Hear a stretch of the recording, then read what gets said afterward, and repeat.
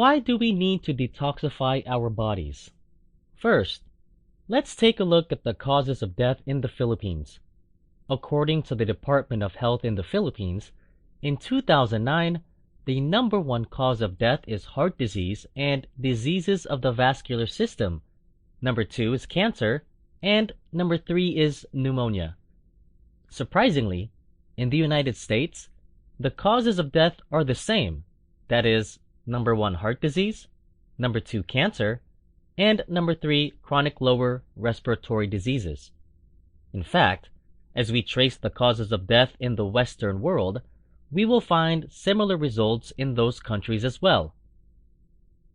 That leads us to the next question. Why are we dying from the same types of diseases and illnesses, even though we are continents apart with different standards of living and environment?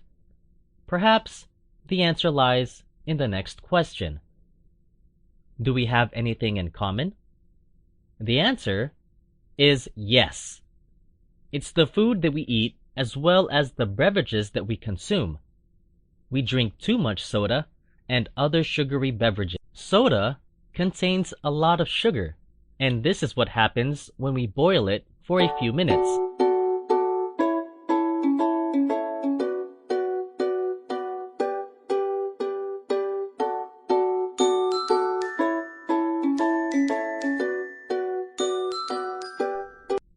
Now, let's take a look at the effects of eating fast food. So what happened when I ate a fast food meal? Well, something very simple. The contents enter your stomach, and I'm going to circle some of these contents that I call some of the killer contents of food.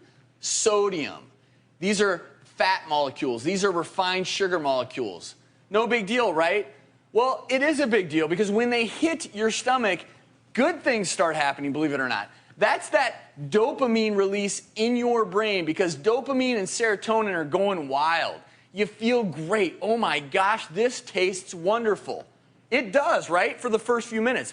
But things are also going on inside your body that aren't so great. Your pancreas is secreting more and more insulin to deal with that massive sugar overload from the fries, from the white bun, from the soda. Insulin does one thing. It drives sugar into cells. But it does something else. It tells your body to store fat. Why else would you have eaten a meal that big and that many calories unless you're about to go into hibernation? That's what you do when you hibernate. You grow a big belly. That fat that you see here, those fat cells actually grow in size. They start to secrete even more toxic substances, leading to heart disease, diabetes, and so many other things. All that sodium causes your blood pressure to go up, so your heart's beating twice as fast against twice as much resistance. And in your brain, you no longer are releasing dopamine, but instead, your brain is signaling you to release cortisol. Cortisol is a chronic stress hormone that ironically tells you to store even more fat. And last, but certainly not least, what isn't going on in my brain right now? I'm 30 minutes after my meal. There's no more dopamine. There's no more serotonin. I'm lethargic. I feel unhappy. I don't feel good about myself. And that is why when you first eat a fast food meal, you feel great. And 30 minutes later, you feel terrible. What about the side effects of eating processed food and processed meat? Processed meat, Bobby, is a scary thing. And that's not to mention what else they put in it to preserve it. They actually put a color fixer chemical in the processed meat to turn it red. Americans want quick, cheap, convenient food. And if you look at the ingredients list on something like this, it's actually kind of scary. It starts off with high fructose corn syrup. And then the bologna is made from mechanically separated chicken and pork and corn syrup and modified food starch. If you go buy a piece of processed meat, like sandwich meat, for example, at the grocery store, it may have been on that shelf for 3 or 4 weeks. It should be gray. People wouldn't buy it. They'd be sickened by it. So they use a chemical called sodium nitrite or sodium nitrate. This chemical, the USDA tried to ban this chemical in the 1970s. They were unsuccessful because of food industry lobbyists. It's still legal, and by the way, it causes cancer.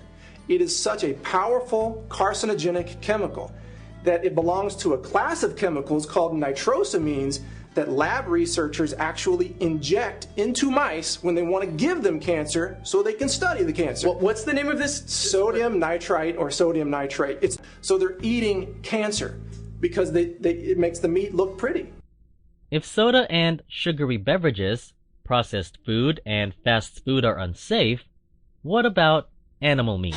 Dave Krunlagi of Dyersville, Iowa told us he feeds antibiotics to his hogs before they get sick to accelerate growth and fend off diseases that can spread when livestock are raised in crowded conditions. You give it to them because you want them to be healthy. We must really rely on the science behind the issue.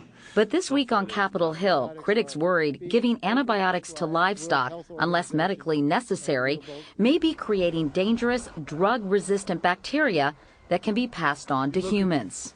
We would be shocked if a pediatrician ever ordered antibiotics for an entire nursery school class to keep the children from being infected. The FDA, CDC, and the Department of Agriculture are now urging farmers to stop feeding antibiotics to healthy animals. But the industry is fighting back. Our position is that these products have been approved as safe and effective by the FDA. I am Stuart Levy. This scientist first documented the problem more than 30 years ago after feeding 150 healthy chickens low levels of tetracycline for months. By 1 week, almost all E. coli bacteria in the intestinal tracts of chickens were tetracycline resistant. And by 3 months, Levy testified, the chickens were resistant to other classes of antibiotics as well. So were farm workers and members of the community. There you go. And this farmer told us he nearly died from a drug-resistant strain of strep after being gored by an angry boar fed a daily diet of penicillin. That bug got stronger and tougher all the time. The industry insists they're using antibiotics appropriately, but in our 4-month investigation, drug distributors and dozens of farm workers in 4 Farm Belt states told us antibiotic use to promote growth remains widespread on farms. And in this recent government survey, over 70% of farm workers admitted they used antibiotics for this purpose, most without consulting a veterinarian. How safe are fish and seafood? American consumers are often left wondering what's safe and what isn't. And when it comes to imported seafood, the answer may surprise you. John Pruitt of WSB in Atlanta conducted an in-depth investigation and found, as that graphic would indicate, something fishy's going on. Here's his report. What country is the shrimp from? If you haven't noticed, almost all the seafood sold in supermarkets now comes from developing nations. Look closely. Tuna from Indonesia, orange roughy from China, tilapia from Costa Rica. How come everything's from foreign countries? Foreign fish is cheaper and it's taking over the U.S. market. 80% of all seafood sold in the U.S. is now imported. Now, I don't think the people have any idea how much imported seafood's coming into this country. The FDA inspects and tests less than 1% of all seafood imports. And when it does, it frequently finds filthy fish and banned chemicals. FDA records show page after page of rejected shipments. Catfish from China, veterinary drugs, swordfish from Vietnam, poisonous. If it's from a foreign country, I'd be very cautious. I wouldn't eat it. Ron Sparks knows what can be found in foreign fish. As Alabama's Commissioner of Agriculture, he's been to Vietnam and witnessed fish farmed in sewage. Sparks has ordered extensive testing of fish imports in Alabama, one of the few states with a seafood safety testing program. 50 to 60% of all fish imports in Alabama are rejected. One of the things often found in this imported fish is a fungicide called malachite green. It's illegal to use in food because it causes cancer and birth defects. Lab tests routinely detect antibiotics banned for use in food in the United States. Antibiotics are used to treat fish raised in crowded conditions that can breed bacteria, viruses, and parasites. Food safety advocates say the FDA is not doing enough to protect consumers. Consumers may be getting a dose of antibiotics with their seafood dinner, and that's something that the government should stop. Lab testers say fish farmers in nations like China play a cat-and-mouse game with them. When the lab rejects shipments for an illegal chemical, foreign fish farmers simply switch to another harmful chemical. They know it's illegal, they know it hurts people, but they do it anyway. How about fruits and vegetables? Today we're talking about pesticides in your food, and I believe that eating organic fruits and vegetables is one of the best ways to avoid them. Now, to prove it, we conducted a very simple experiment. Went to a grocery store and we bought conventional and organic produce. And then we had them tested for pesticides. Here's what the lab found. We started with celery, just an example of what vegetables might be in our lives. We bought both organic and conventional celery, and we tested both for pesticides. In the organic celery, we found no detectable pesticide residue. In the conventional or non-organic celery, we found residues from 3 pesticides. 3 different types of pesticides were found, which means that these vegetables, even after being picked and shipped and processed, still had toxins in them, and you're bringing this into your home. Now, for fruits, we chose peaches, which is a notoriously dirty fruit. It means that pesticides get into it all the time. In the organic peaches, we found residue from 2 pesticides, but at very low levels. So it's still there, but very low levels.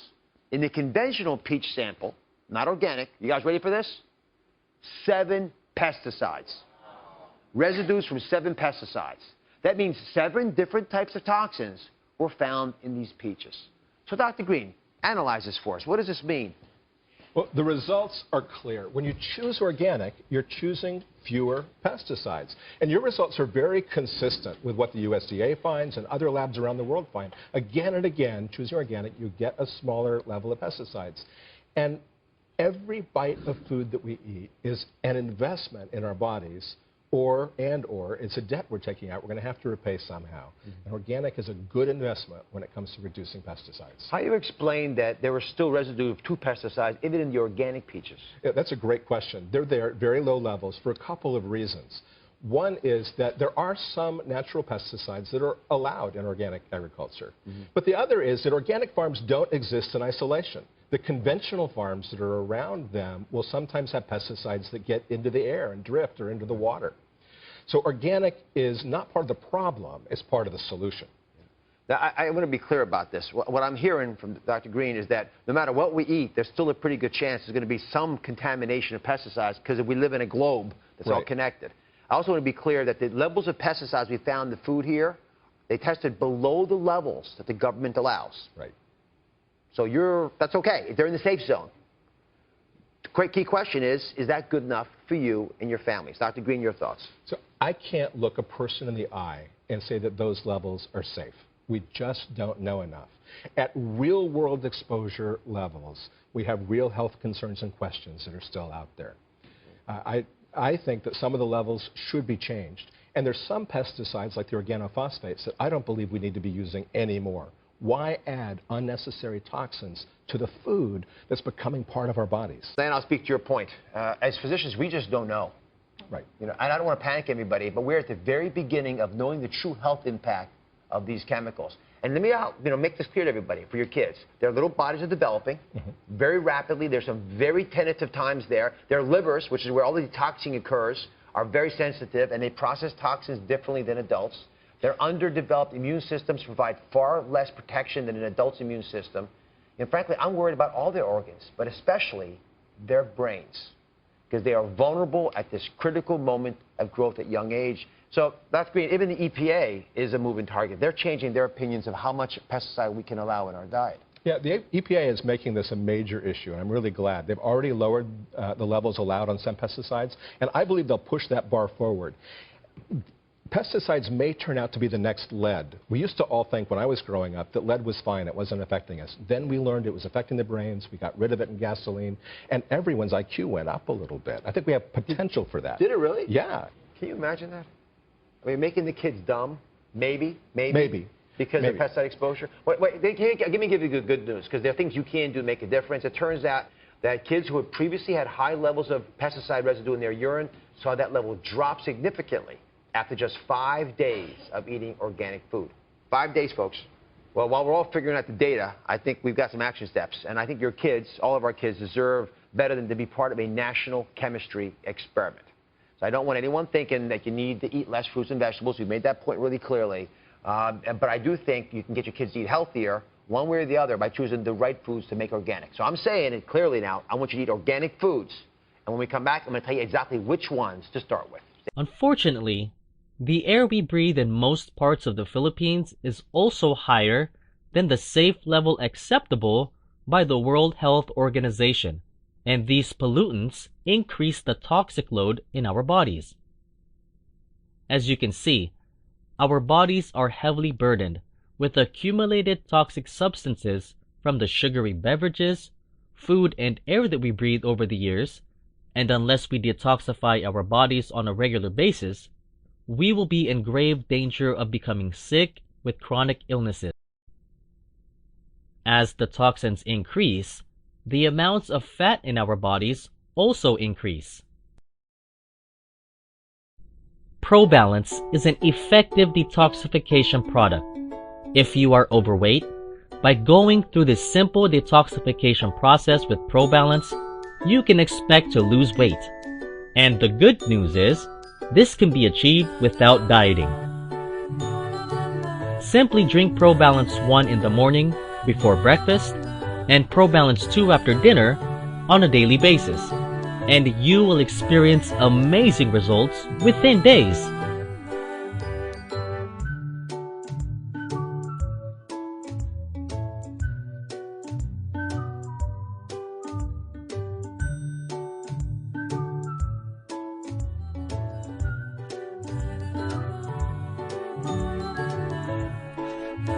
ProBalance, an amazing detox and weight loss product without the need for dieting.